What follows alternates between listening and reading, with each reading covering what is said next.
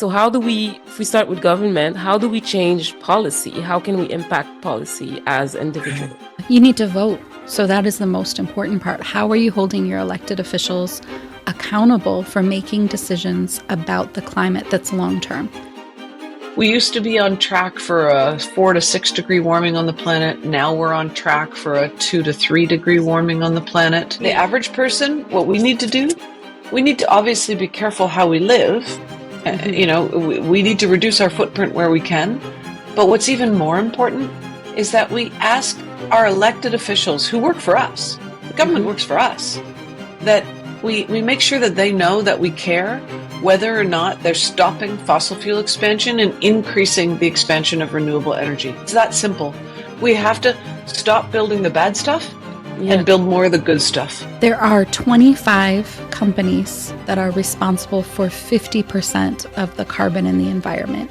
Those people could fit around a conference table. I'm just going to pause here. Yeah. Minute of silence. I mean, where's your profit going to live if there's no more planet? And so as you're making decisions about where you're going to spend your dollars, don't spend it with companies that are making this planet unlivable.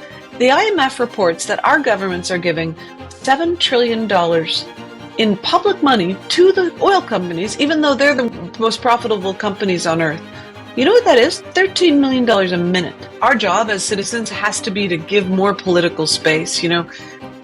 Women would have never gotten the right to vote if there hadn't been people marching in the streets and chaining themselves to parliament and writing letters and saying, I support this. Because if you support it, then our politicians will take the actions to do it. The individual has probably a lot more power than they are aware of.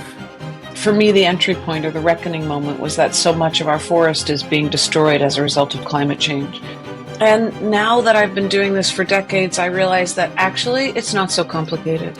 This is about whether or not we use and produce more oil, gas, and coal or not. Part of the reasons of creating this podcast is 3.5 years ago, I became a mom. And at the same time, George Floyd happened. I was on maternity leave, and Breonna Taylor died, and then I couldn't sleep at night. Breonna Taylor is a black woman that was shot while she was sleeping. And so this sort of understanding that these systems are not made for us. So just the lack of care for us as human beings was so evident. So that all those different dreams that I always postponed to tomorrow, and then now I decided that tomorrow is now. So that's how things happen, right? It's magic of connections and it's the magic. Solving a small problem, then you find the kindred souls that bring them to life. My view was, I don't want to be on my deathbed and say, you know what if I'd done that? Community does not happen. You have to purposefully build it. Where do you find all your energy? I think you feel these types of things in your gut.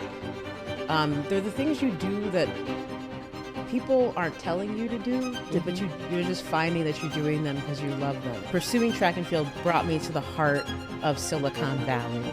Worst case scenarios, or AI scaries, if we could call them, of like, if AI is left on its own device, where can it go? I mean, it already has gone to the place of realizing that human beings are the problem. Okay, and science is intelligence, and let's say philosophy and ethics is wisdom. And we always do things, we rush towards new technologies before we've understood how those things are going to have impact. And we're doing that with AI right now. We're doing research with academics from around the world, and we came up with this idea of the Fossil Fuel Non-Proliferation Treaty, modeled in part after the work that nations did to agree on how to stop stockpiling nuclear weapons. So we have now proposed a global fossil fuel non-proliferation treaty. And you know what? A year ago, only one country backed it. Vanuatu, the most vulnerable country on Earth. If climate change keeps getting worse, they're going to drown.